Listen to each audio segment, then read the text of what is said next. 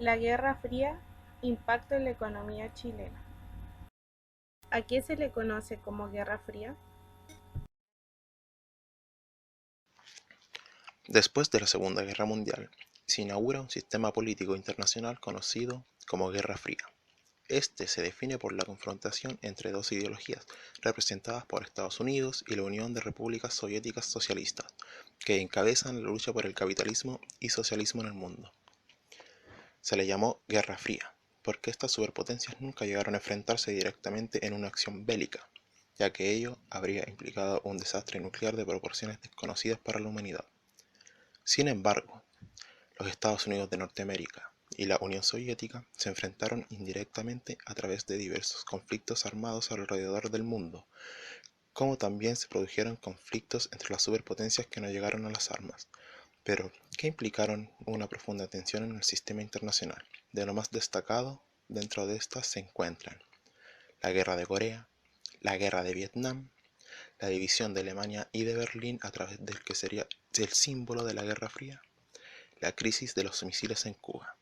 Si bien este clima de conflicto ideológico se tradujo en las políticas nacionales de buena parte del mundo, las relaciones internacionales no solo se establecían a través de esta confrontación entre superpotencias, y muchas veces se produjo esa misma lógica de Guerra Fría en regiones alejadas del mundo europeo y norteamericano.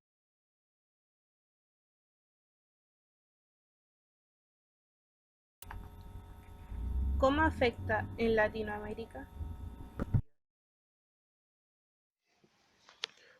En Latinoamérica, la política también se permeó de este espíritu de Guerra Fría. Sin embargo, en esta región la presencia de Estados Unidos era más importante, y de hecho, ellos mismos se preocuparon de que el continente permaneciera bajo su esfera de influencia, con el estallido de la Revolución Cubana en 1959, que abrió una gran preocupación para Estados Unidos respecto a la posibilidad de penetración e implementación del sistema socialista en Latinoamérica, y al mismo tiempo estableció un modelo de revolución socialista exitosa en la propia región. En la experiencia latinoamericana de la Revolución Cubana, se levantó figuras como Fidel Castro y el Che Guevara a nivel mundial, y se establecieron relaciones con líderes socialistas de diversos países, incluidos los países latinoamericanos. El ideal de una revolución armada, popular y campesina había sido victoriosa en Cuba, y Estados Unidos no había logrado contenerla. Sin embargo, la forma revolucionaria no sería la única para acceder a un gobierno socialista. En los años previos a la unidad popular en Chile, ya se vislumbraba otra alternativa, el acceso del socialismo al poder por la vía democrática. Ella se llamó la vía chilena al socialismo. Como hubo diversos intentos por instalar gobiernos que simpatizaban con el modelo de la Unión Soviética, las últimas décadas del siglo XX presenciaron una serie de dictaduras militares en Latinoamérica. Con esto se hacía evidente que Latinoamérica también era un actor político de la dicotomía entre el socialismo y capitalismo, tal como lo era el resto del mundo, pero que a la vez eran propios a la política y a la cultura de esta región. Décadas antes ya se había experimentado la intervención de Estados Unidos en la región, a través del golpe de Estado de Guatemala en 1954, que llevó al exilio a su presidente, Jacobo Arbenz. Este acontecimiento era un amargo recuerdo de que los países latinoamericanos buscaban alejarse, con el antecedente de Guatemala. Décadas después, el quiebre de 1973 en Chile se sumaba a los golpes de Estado de Brasil, Argentina y Uruguay, a los que sucedieron dictaduras militares que marcarían a la población de gran parte de Latinoamérica. En algunos casos, las dictaduras llegaron a actuar en forma coordinada, para buscar objetivos comunes y, según las palabras, detener la amenaza comunista. Quizá el caso que ilustra de mejor manera este punto es la llamada Operación Cóndor, que vinculó a las llamadas dictaduras del Cono Sur.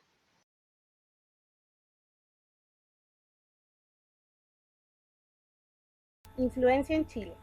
Los dos actores de este conflicto fueron causantes de los problemas que aquejaron en la década del 70, manteniendo su alto nivel de influencia. Estados Unidos y la CIA canalizaron alrededor de 7 millones de dólares para apoyar las fuerzas anticomunistas de Chile. La Unión Soviética apoyó a la izquierda chilena y específicamente al Partido Comunista, que era fuente de inspiración para seguir con la ideología. ¿Cómo se vieron afectados los gobiernos durante este periodo? Durante los periodos presidencialistas en Chile se generaron diversas situaciones que nos llevarán al Chile de hoy. Dentro de los gobernantes encontramos a Gabriel González Videla, gobernante entre 1946 y 1952. Su gobierno quedó enmarcado por el inicio de la Guerra Fría. En el contexto internacional, este presidente había tenido un gran respaldo político por parte de los comunistas en el periodo eleccionario, pero sin duda la presión de Estados Unidos lo hicieron tomar medidas para proteger la democracia. Rompió las relaciones diplomáticas con la Unión Soviética y los países del bloque. En el marco económico de la época desarrolló las siguientes acciones: la creación y apoyo de las empresas ENAP y ANSA-ICAP. Promovió el desarrollo de la provincia de Coquimbo a través del Plan La Serena, que tenía como objetivo descentralizar la inversión estatal. Carlos Ibáñez del Campo, gobernante entre 1952 y 1958. Accedió al poder en el año 1952, convirtiéndolo en su segundo mandato. Desde su comienzo presentó una conducción errática a lo que había prometido, lo que lo llevó a la agitación social derivada de los problemas económicos. Dentro de su acción económica, en su gobierno encontramos que la inflación aumentaba debido al gasto público. El ajuste del plan fiscal mantenía un descontento entre los estudiantes y los obreros. Creó el Banco del Estado de Chile y modificó los estatutos del Banco Central. Impulsó el Ministerio de Minería, donde mantenía la intención de nacionalizar el cobre.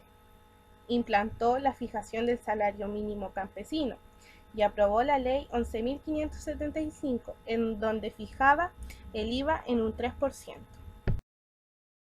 Jorge Alessandri, periodo presidencial entre 1958 y 1964. En materia económica, ordenó el gasto público, saneó presupuestos e inició un plan de obras públicas. Incentivó la inversión privada al crear la SINAP, Sistema Nacional de Ahorro y Préstamo. Cambió la moneda de peso a escudo y fijó el dólar, lo que lo ayudaría a controlar la inflación. Aplicó la reforma tributaria en 1963. Eduardo Frei Montalva, presidente desde 1964 a 1970. Desde un comienzo intentó llevar la revolución de la libertad, la que era un conjunto de reformas estructurales, dentro de las que destacan la reforma agraria, la nacionalización del cobre y la promoción popular. La elección fue vista con interés por parte del mundo, pues trataba de un experimento político muy prometedor en lo que sería el capitalismo y el socialismo. Debido a esto, Estados Unidos siguió con su influencia, en donde se hizo presente para evitar la elección de Allende, de tal modo que la CIA financió la campaña de Frei. En 1964 entró en vigor la nacionalización del cobre, el cual se consideraba como la viga maestra de la economía chilena. Salvador Allende, periodo entre 1970 y 1973. Dentro de la economía se encuentra un incremento de las remuneraciones del sector público, el deterioro de la recaudación tributaria, la deuda externa que aumenta en 253 millones de dólares, la fijación de los precios, la inflación llegó a un 225% en 1973 y se generó un gran déficit público, el cual estaba financiado mediante la emisión monetaria del Banco Central. Augusto Pinochet. Durante el régimen militar se realizaron profundas reformas económicas que convirtieron a Chile en uno de los pioneros del neoliberalismo económico. Pinochet confió en los Chicago Boys para subsanar la baja del Producto Geográfico Bruto y la hiperinflación debido al colapso de 1973. En 1975, mediante la implementación del libre mercado, se redujo el gasto público en un 27%. Aumentó el IVA y los aranceles de importación, liquidó el sistema de ahorro y préstamo a la vivienda. Debido a la recesión de 1980 que afectó a la economía nacional, la cual había comenzado a depender del mercado exterior, se le sumó el excesivo endeudamiento privado, la disminución del PIB, la devaluación del peso en casi un 18%, en donde se intentaba controlar las cesantías. En 1985 se retomó el modelo neoliberal, logrando revitalizar la economía a través del control de las tasas de interés, el fomento de las exportaciones, la estandarización y renegociación de la deuda externa, la privatización de las empresas estatales. Sin embargo, la desigualdad económica y la segregación social en temas de salud y educación persisten hasta hoy.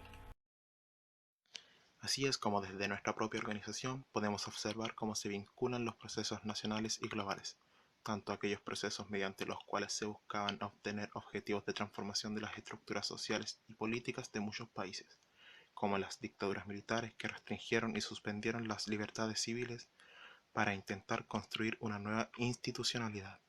Del mismo modo, los procesos de recuperación de la democracia se integran en los distintos lugares del mundo. Uno de los hitos que simboliza el fin de la Guerra Fría es la caída del muro de Berlín en 1989. Ese mismo año, en Chile, después de 17 años, se realizaban elecciones para decidir quién sería el próximo